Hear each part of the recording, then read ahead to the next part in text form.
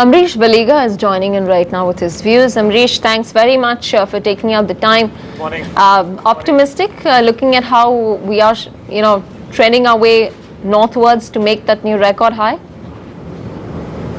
Absolutely. I've been optimistic for the last at least 1.5, 2 months. And I've been saying that possibly post the state elections, you could have a new high. And we'll clearly have a pre-election rally, which will possibly take us to those levels of 6,800, 7,000 over the next at least 4 to 5 months. So clearly it's basically based on hope than on fundamentals. Although we see, some amount of green shoots appearing over the next few months. Clearly the last macro numbers which came out were better than expected. So we should have green shoots. But clearly I think this rally will be more on hope than on fundamentals. All right. The bank Nifty now has started to turn away from the top, about 0.5% given up. Top gainers on your screen, Hero MotoCorp, which is up 2.5%. Coal India Power Grid is moved up as well to 98 now. So a significant, almost another 10-point premium for the retail slab, where a 5% discount is being offered to the issue price. HCL Tech is up. M&M, Asian Paints looking strong. Amrish, what's your call on the Power Grid FPO?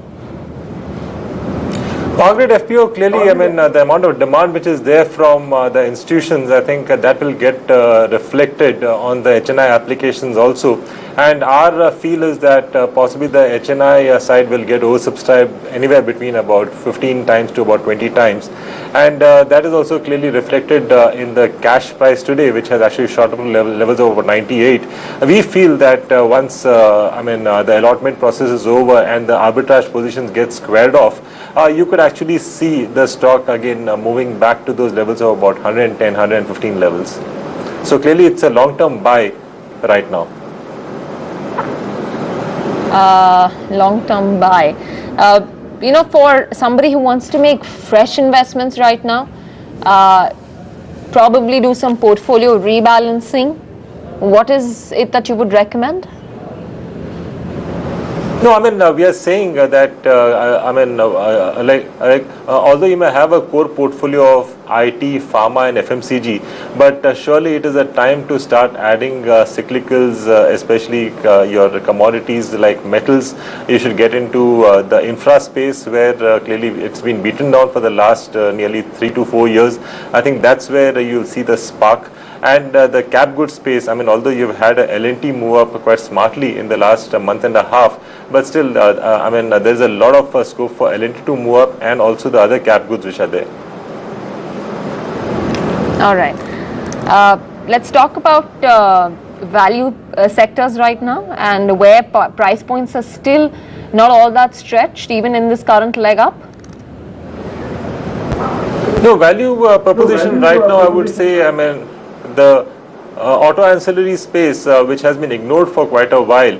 I think that's one space where we see a lot of value, and we have been recommending a few stocks in the past which have done decently well, like Bharat Forge and Motherson Sumi, which I've been recommending now for the last 2.5, 3 months.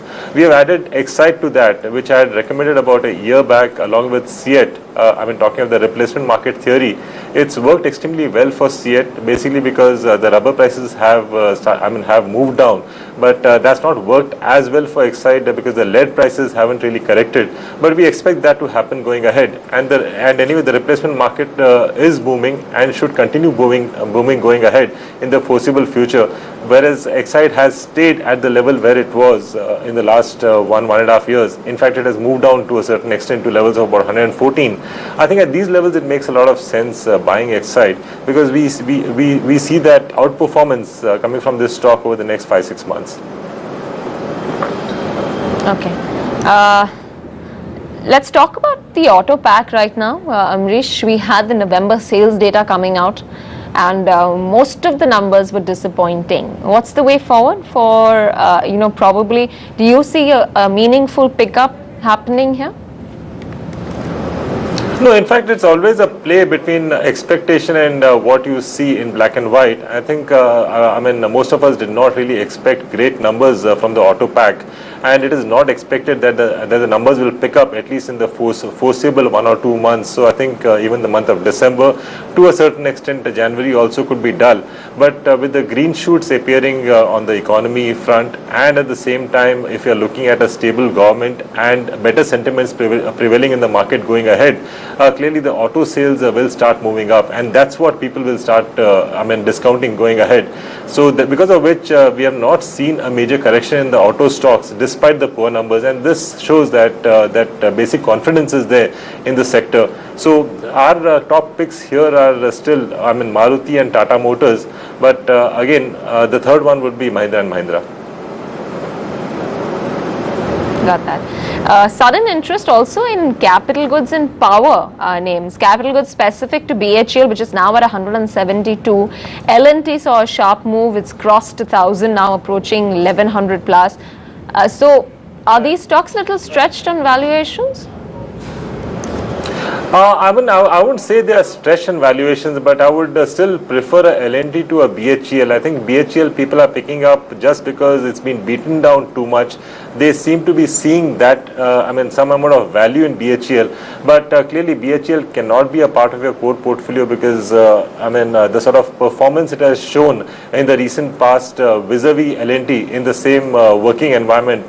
So it's still better to be with L&T, in a market like this. But yes, in the short term, since BHEL, that momentum is there, it's more of a trader stock than an investor stock. So I would still prefer a L&T. And like I said, clearly with the investment cycle, hopefully picking up over the next few months, it's best to be with the better boys. A lot of buy calls suddenly coming in on Ranbaxy as well from the pharma pack. Are you also optimistic on this one?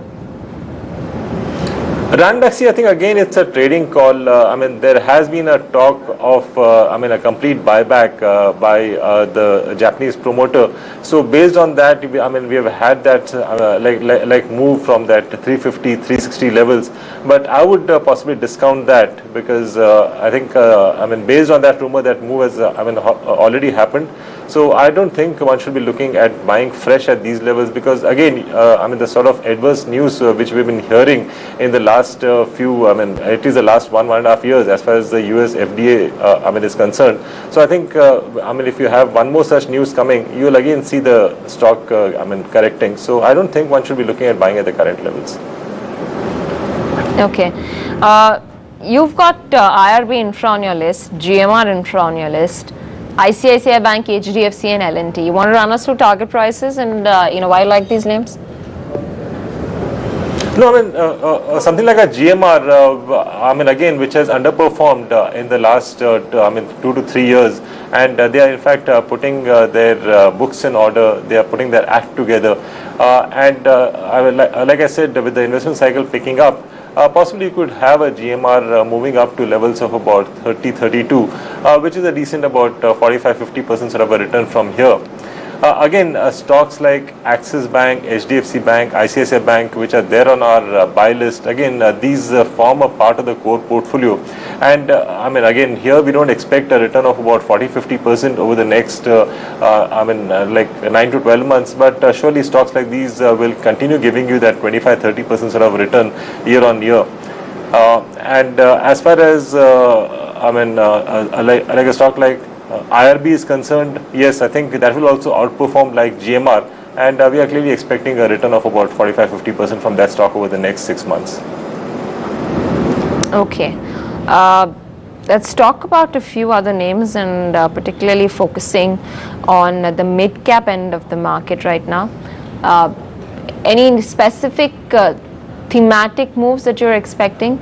Stocks like Jubilant Foodworks, which were of interest up until some time back, Titan Industries, maybe looking at a few other names from, like the Sugar Pack, if a Sri Renuka appeals to you, or a Bajaj Hindustan, anything of that sort?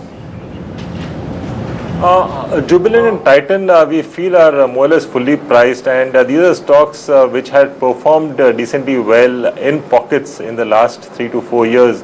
So I don't see, too much of an upside immediately, especially as far as Jubilant is concerned, because we still have concerns on the consumption story, which has been overplayed, and I think it's fully discounted in the stock price. So I think at these levels it does not really make too much of sense. Sugar, we feel that the cycle has bottomed out, but then for the cycle up move, I think it's still like a couple of quarters away. So we may not see much of a downside from here, but at the same time, I don't see, sugar stocks outperforming the market. Especially in the next 2 quarters, it's possible that we could see some outperformance later in the year, around between September to December, but not immediately. So in this rally, it does not really make sense getting into the sugar pack. One of the thematic plays which we are looking at right now is in textiles, where in fact we see the export market really moving up for the textile industry, especially looking at the sort of issues which Bangladesh is facing as from the labor point of view, and a shift from Bangladesh to India.